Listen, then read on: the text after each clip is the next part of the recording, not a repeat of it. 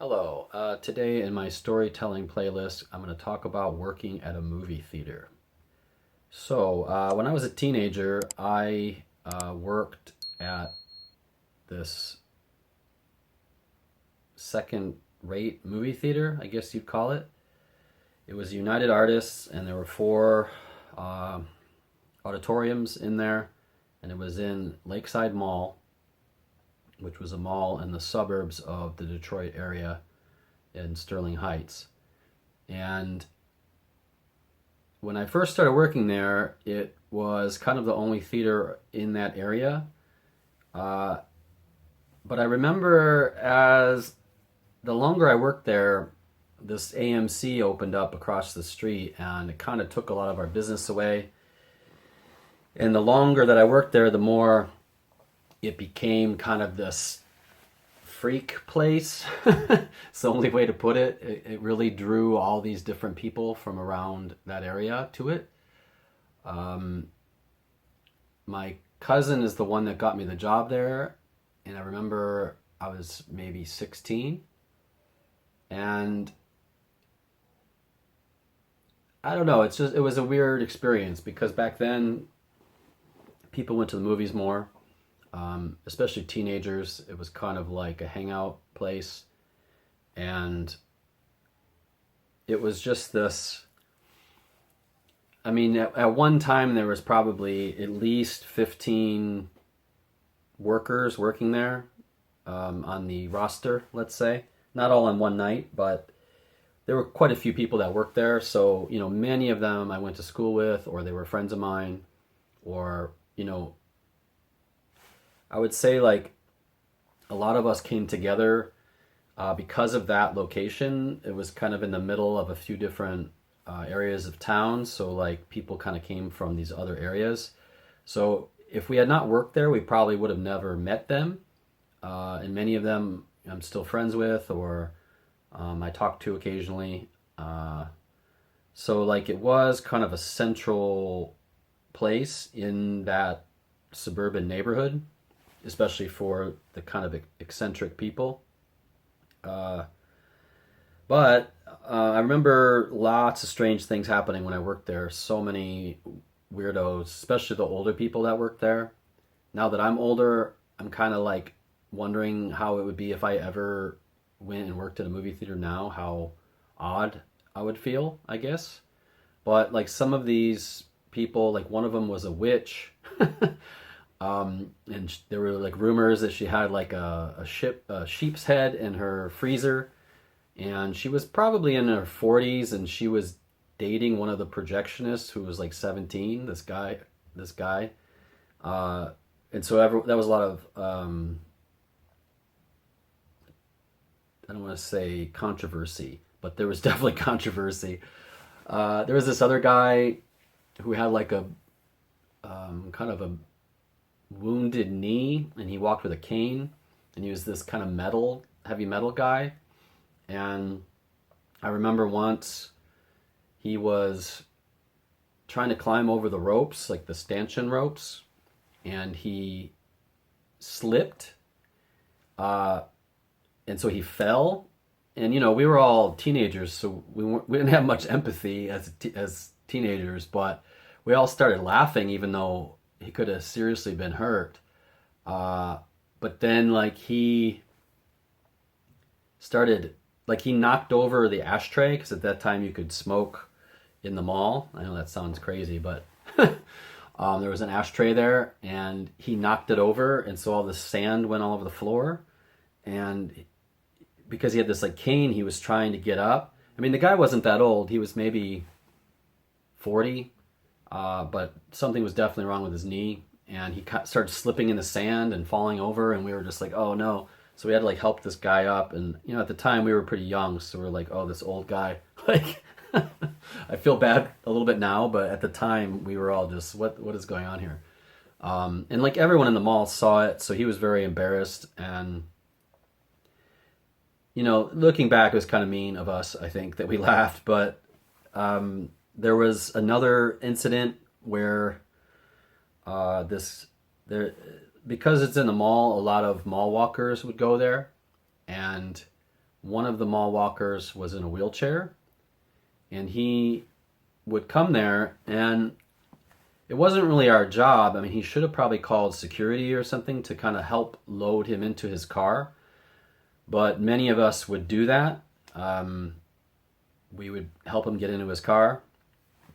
It was kind of an unofficial duty of the ushers there, but often we would kind of rock, scissors, paper or something to see who had to do it, or draw straws or something, because nobody really wanted to do it.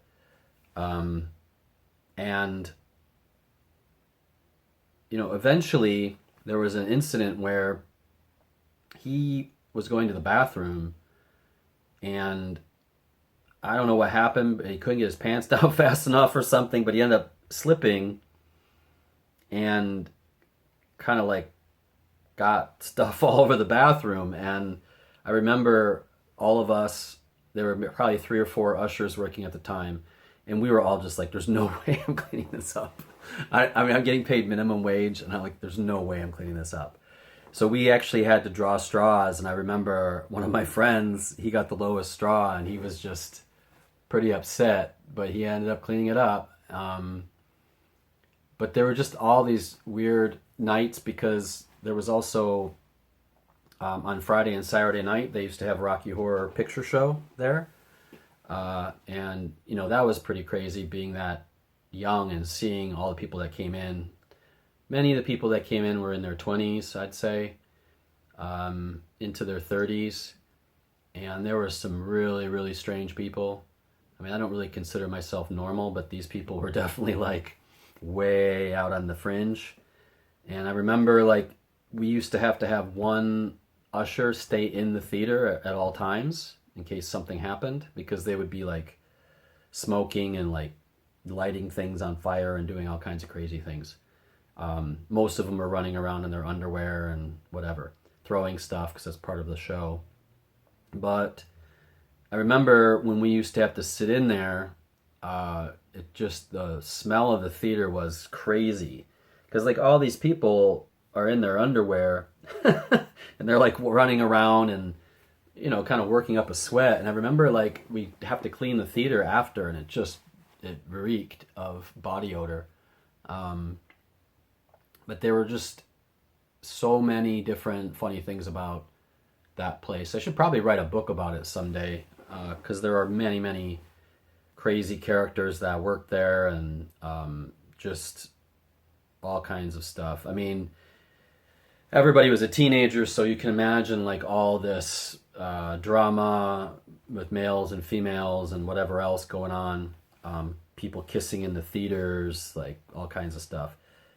Making out in the projection booth.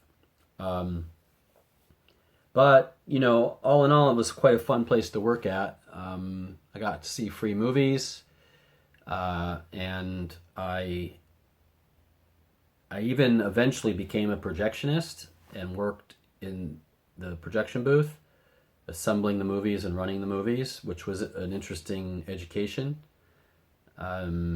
Now it's all digital, so I'm not sure if it would be as interesting, but back then, I had to,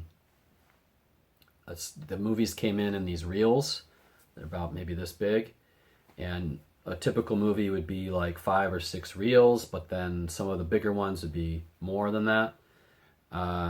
And you'd have to spool them into this big platter, which was, I don't know, maybe 4 feet in diameter maybe, and it's horizontal. That's what a lot of people don't realize. They think the movie is going like this, but it's actually spinning like this. And the bigger the movie, the harder it was to deal with, and often the film would break, and you'd have 300 people being pissed off because the movie's broken, and you're stressed out trying to fix it as fast as possible. And sometimes if you didn't catch it at the right time, there might be lots of movie that got shredded. I remember there was a movie we had there called Milo and Otis, which is like this dog movie. I think there might be a cat in it too. Anyway, it's like a kid's movie. And we had that film for so long because it just kept running. Like, we kept selling tickets, so the higher ups decided to keep it running as like a matinee, like on a Saturday afternoon for like a long, long time. And so we probably had that movie for maybe a year. I don't even know. It was a long time. But by the time we had that movie, by the time it left, I mean, I think the original movie was probably like an hour and a half. The movie that we had when it left was probably like lucky if it was an hour. Like it got shredded so many times and just cut up and broken and oh my god. So like if a child saw that movie back then at our theater and then they went and saw it on video or something later, they're going to be like, "Wait, this isn't the same movie." But yeah, I mean, I saw some great films there. I saw Pulp Fiction there and lots of underground films that I have pretty fond memories of. A movie called Hardware. I remember seeing Under Siege, the Steven Seagal movie. Just like a lot of strange films because I worked there, you got to see them all for free, so I would watch pretty much anything, even if it wasn't something I was interested in. And when you built the movie, you usually had to watch it the night before it released to make sure it was all correct. So, you know, every Thursday night, a bunch of us would watch these movies.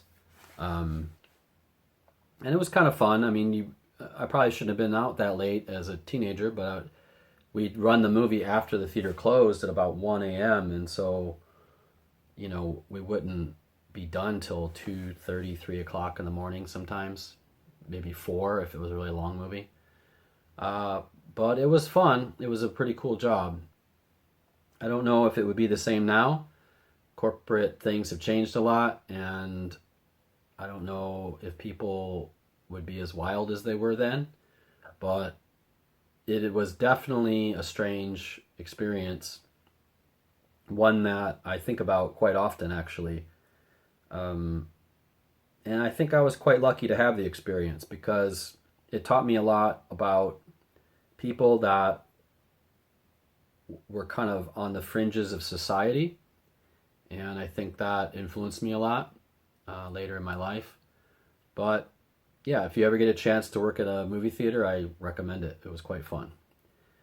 That's about all I got. If you want to like and subscribe, I would appreciate that. You can hit the bell for notifications, and that's about it. I'll talk to you later. Bye-bye.